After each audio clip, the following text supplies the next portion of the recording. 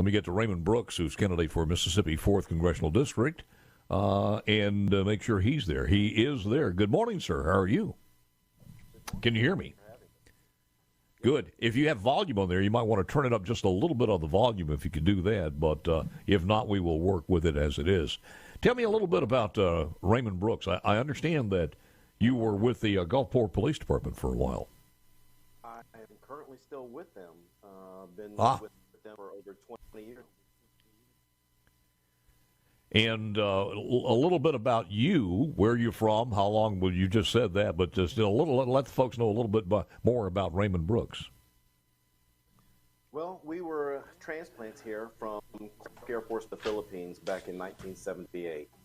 My dad was transferred here to Keesler Air Force Base, and we grew up in Ocean Springs, Mississippi, where I graduated school. Second of 4 kids, born to James and Pasita Brooks, and graduate of St. Martin High School in 1985. I later attended Mississippi. Yes, sir. Go ahead, sir. I later attended Mississippi Gulf Coast Community College, USM, and I was a top graduate of Police Academy back in 2002. How about that? So, your first foray into politics, Raymond? It is, actually. I actually had aspiration to be in politics prior to all of this, and certainly the thought of joining into a congressional run.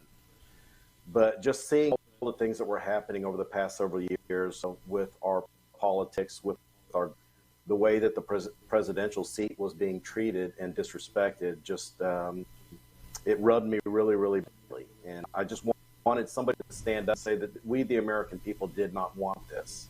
This is not the way we want this country run. You may not like the man, but you still had to respect the seat. And I felt like that was just getting away. And like I said, I just didn't feel like anyone was standing up and making our voices heard. So I just to my voice heard. How have you found the reception? Because that's a crowded field, and if there are any of the congressional seats that are maybe some question marks, it might be that one. Although most people say that it's the latest polling shows that it's going to be hard to unseat them. Maybe, maybe not. You never know. But coming up next Tuesday, people will decide that in the 4th District. So how have you found the reception there in your home areas around Gulfport?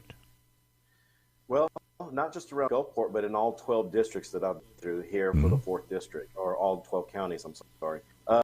The support has been overwhelming. I basically had from scratch because I had no name recognition, no facial recognition in this as far as being a politician. So I had to start from the ground up. I didn't let that deter. You know, the congressional seats are the people's seats, and they are supposed to represent the vast majority of them in the United States of America. If you look at just basic backgrounds on the people that are holding seats in Congress, it's probably about 6% belong to people who are either big business or lawyers. Yeah. You don't see very many plumbers. You don't see very many electricians. You don't see very many laymen in Congress, and it's supposed to be a representation of we the people in the United States. So this may spearhead something. I see a lot of movement throughout the nation, not just here in South Mississippi, but stepping up, and we want to be able to present our districts and bring our grievances to Washington, D.C. The Constitution laid it out for. I think from what we hear, and a lot of people are talking about it, the people who are running, who really have a good chance of winning, some unseating, some filling people who are not running anymore, and others who will most likely take over some Democrat seats, are going to be a different class in the House of Representatives. The House of Representatives is going to take on a different character for some people thinking out of the box and wanting to get some things done this next go-around, if the prognosticators are right. I'm reading some of on your website. I am a true conservative, a constitutionalist, a faithful man of God, and for nearly 20 years I've served the people in South Mississippi. And when you talk about constitutionalists, just to hear what Joe Biden is saying about the Constitution and the Second Amendment is as scary as you can get. Would you agree, Raymond? Absolutely. And it's not just the Second Amendment. I mean, they've already tried fringe on the First Amendment. So they're trying to get apart one piece at a time. And I'm here to you. There are a vast majority of Americans in this nation who are not going to allow it to happen. They can get upset about that, but when it comes down to it, those constitutions, those rights were put there for a reason, and that's to protect us, the American citizens. You know, I'm wondering, when you look and you follow in politics, when you look at some of the members of the House and or Senate, and you hear them speak and you listen to it and you know their political ideology, which one would you look at and say that would be me there in Congress? Is there any particular person? I really like Jim Jordan. He's very articulate, and he's very on point, very direct. I think that's what the American people really resonate. Yeah, he does beat around the bush. He's very direct. Everything, the questions that he asks, and the points that he makes, and I think that's what we need more of. There's too many people sitting in Congress you've never even heard of their names, and why are they there? They're representing us. I want somebody in Congress who's going to represent me, be that voice, and make sure that South Mississippi understands this is feel about these certain legislations that are trying to. Well, other than lawyers, I would think anybody with law enforcement right now, people we need in Congress more, people with law enforcement background with everything going on. But, I'll be honest with you, when I ask you that question, in my mind, reading over your thing on immigration, right to life, Second Amendment rights, law and order, and everything else, when I'm reading over that, my thought was Jim Jordan. So you tagged that immediately. But of all these things that career politicians don't want to hear you say, is probably you are an advocate of term limits? I absolutely am. I think limits are the exact critical point in our whole legislative government that keeps the playing field level and that makes sure that true representation makes it to D.C.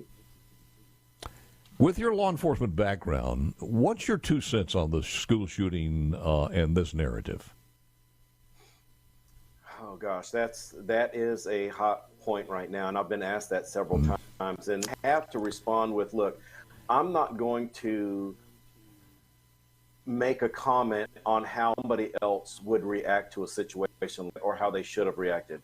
I can speak on my own personal behalf, and I know that anything that I've been given over my career in law enforcement is that we run to that danger. We don't wait on back or anything else.